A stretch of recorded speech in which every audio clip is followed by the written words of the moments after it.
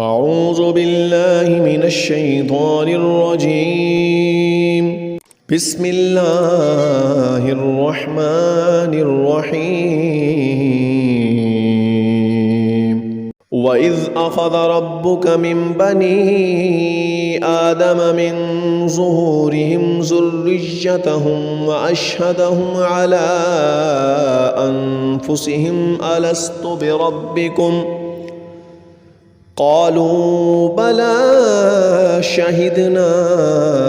أن تقولوا يوم القيامة إنا كنا عن هذا غافلين أو تقولوا إنما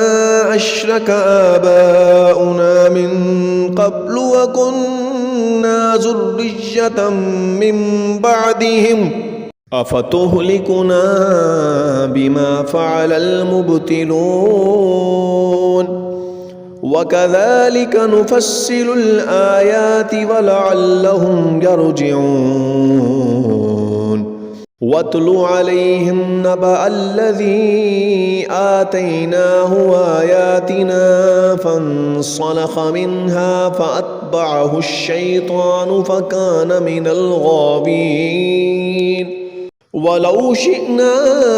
لرفعناه بها ولكنه أخلد إلى الأرض واتبع هواه فمثله كمثل الكلب إن تحمل عليه يلهث أو تتركه يلهث ذلك مثل القوم الذين كذبوا بآياتنا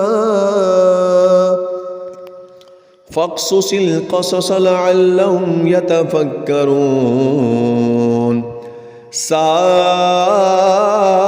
مثلا القوم الذين كذبوا بآياتنا وأنفسهم كانوا يظلمون من يهد الله فهو المهتدي ومن يضلل فأولئك هم الخاسرون ولقد ذرأنا لجهنم كثيرا من الجن والإنس لهم قلوب لا يفقهون بها ولهم أعين لا يبصرون بها ولهم آذان لا يسمعون بها أولئك كالأنعام بل هم أضل أولئك هم الغافلون ولله الأسماء الحسنى فادعوه بها